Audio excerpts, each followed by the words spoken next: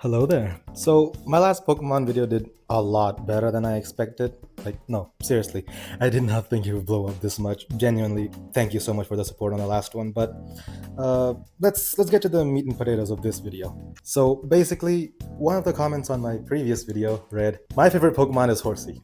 So, no, it is impossible for me. And for some reason, I wanted to test that claim. So yeah, we're using Horsea in Regulation H now. The rules for this challenge are quite simple. First, I have to build a team around Horsea in Regulation H of Scarlet and Violet VGC. And second, I have to bring Horsea to every single match, even if I don't want to. Horsea is definitely one of the Pokemon of all time, but I'm committed to making it work.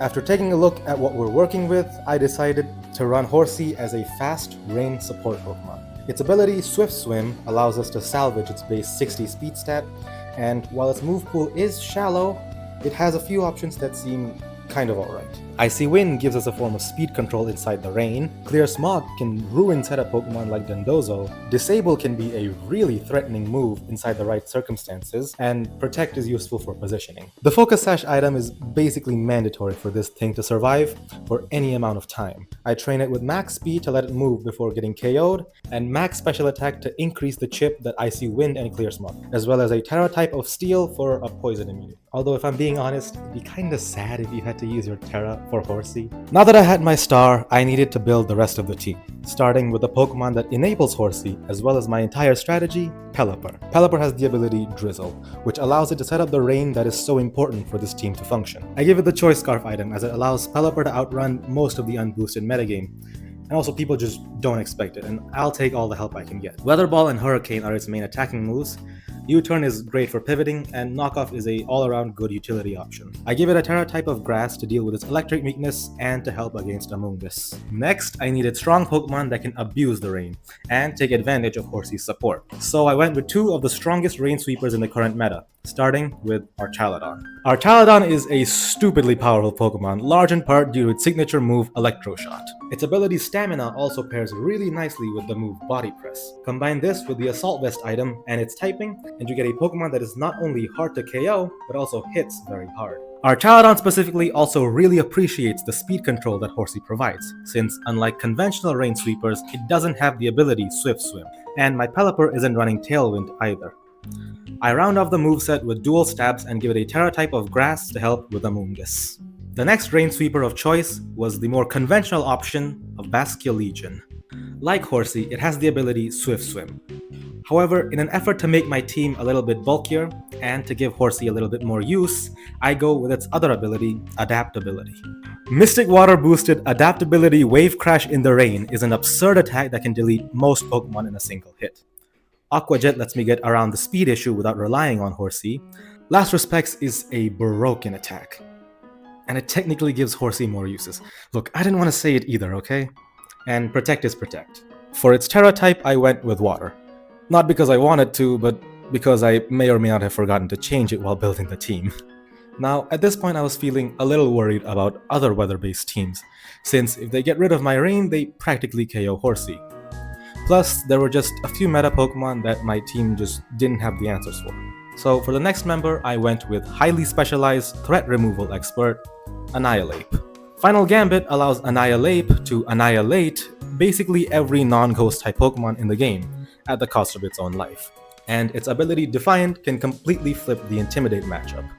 Rage Fist and Close Combat are strong options, and Protect is Protect. I trained it with max HP to maximize Final Gambit damage, and put the rest into speed and attack, with a Terra type of Stellar to give it that extra boost it needs to grab KOs.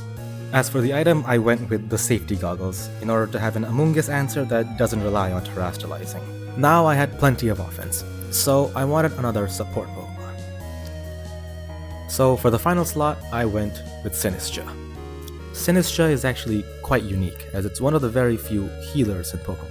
Its ability Hospitality is useful for cancelling out the recoil of Basculegion's Wave Crash, and it can potentially reactivate Horsea's Focus Sash. Life Dew is another way of healing, this time increasing Sinistcha's longevity as well. Rage Powder is a great tool for keeping my Pokemon safe, and Matcha Gacha lets it get damage off while also being another source of sustain. I went with a defensive Terra type of Fairy and the item Citrus Berry for extra healing. And now, with the team ready, it was time for the games. Game 1 is against a Arcaladon Rain team. The match starts with my Pelipper and Annihilate lead versus their Arcaladon and Murkrow lead. And immediately, Pelipper is under threat from an Electro Shot, so I decide to get it out of there while blocking a Thunder Wave with Annihilate. HORSEA switches in, eating an Electro Shot and going down to its Focus Sash. Now I need to act fast, as the Arcaladon has grabbed a free special attack boost and is en route to sweep my entire team.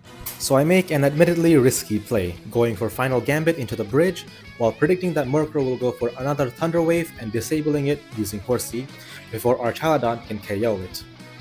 In order for this play to work out, not only does my opponent need to attack in the exact way I'm predicting, but I also need to get lucky and hope that Annihilate doesn't get paralyzed, as Prankster means I can't stop the Thunder Wave.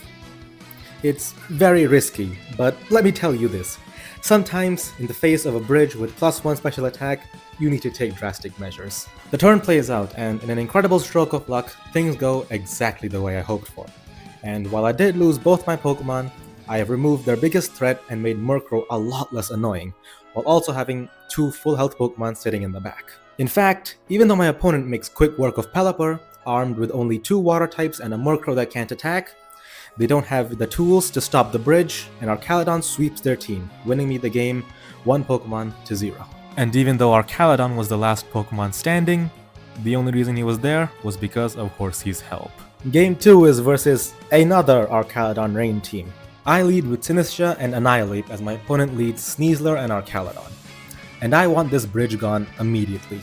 So turn 1 I go for a Rage Powder and Final Gambit to take care of it. However, things don't go too hot, as it turns out the Arcaladon is running sturdy, so it survives at 1 HP as Sneasler U-turns and brings in Pelipper, as Arcaladon's Electro Shot brings my Sinistcha down to Citrus Berry range.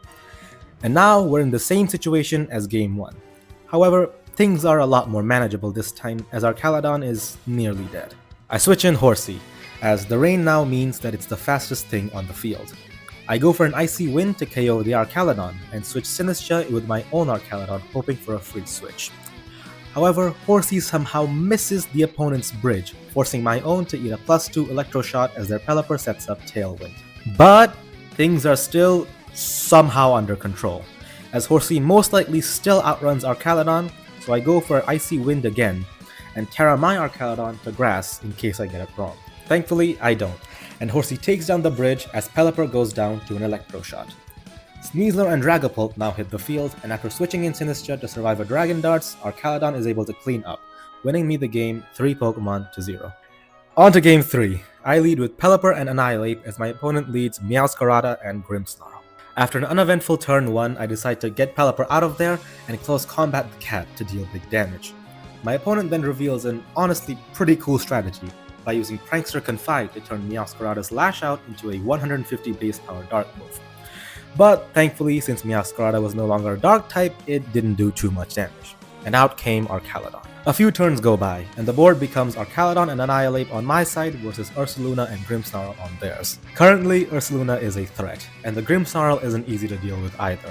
So I launch a Terra Grass Flash Cannon into the Grimmsnarl while hoping for big damage on the bear with Close Combat. My opponent predicts me, however, switching in Dragonite to eat the Flash Cannon, and Close Combat does a good chunk to Ursaluna before Earthquake takes care of my monkey. I now send in Pelipper, who makes quick work of Ursaluna and barely survives a Scale Shot from Dragon. And now, with Dragonite and Meowscarada on the field, things look dicey. I switch Pelipper out to HORSEA, who tanks a Flower Trick as Dragonite heals up with Roost. And at that moment, I realize that my opponent is pinned in a pretty weird situation. Currently, neither Dragonite nor Meowscarada can KO Arcaladon, who's sitting at +1 defense, so Dragonite has to buy time, healing up with Roost until Arcaladon is in range for a KO. Using this to my knowledge, I switch out Arcaladon into Pelipper, and with the rain active, HORSEA is able to move first, firing off an Icy Wind, KOing the Meowscarada and removing Dragonite's speed boost. Pelipper then handles Grimmsnarl, and up 3 against 1, my opponent forfeits, winning me the game. Finally, on to Game 4.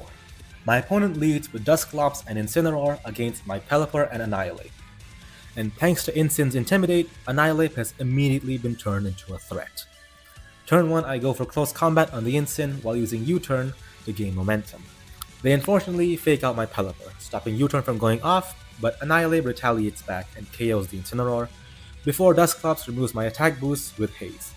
Blaziken now switches in, and predicting that it would go for Protect to grab a speed boost, I U-turn the Dusclops while keeping Annihilate safe from any unnecessary chip. Horsea now hits the field safely, and my plan is to use Icy Wind to cancel out Blaziken's speed boost and KO it with a final Gambit, since I know that my Annihilate is faster and neutral speed. But things don't go according to plan, as it turns out the Blaziken was holding the Clear Amulet, or the Covert Cloak, it could have been either, preventing its speed from being lowered and allowing it to move before Annihilate. Even in the rain, Flare Blitz does just enough chip to prevent Final Gambit from KOing, so Annihilate goes down as Dusclops breaks Horsea's Focus Sash. Blaziken is now at plus 2 speed, meaning it probably outruns my entire team, and if it's running Thunder Punch coverage, then it could be a real problem, especially since neither of my remaining Pokemon have Protect.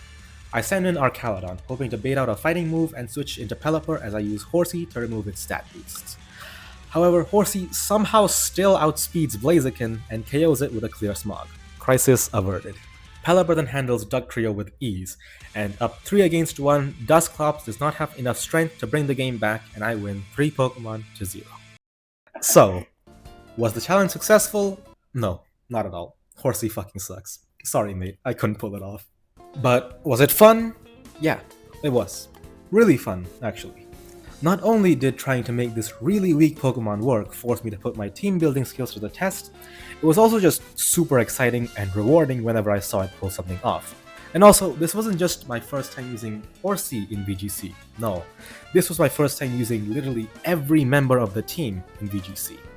Basque Legion definitely ended up being a lot worse than I thought, mainly because there were very few games where it had a real purpose, but overall, I'm proud of the team. Let me know how you would improve the team, and I'll see you next time. Bye. Hi, it's me again. I'm doing another outro bit. Yay. So this outro bit, I wanted to dedicate it to thank my in real life friend because he helped me make the video, kind of. You see, currently my father has classes on project management, so I can't really record lines at home. So I just wanted to thank him for allowing me to record these lines at his home. But yeah, thank you. You are the only reason this video is coming out on time. Next one will be dedicated for you. Okay, promise.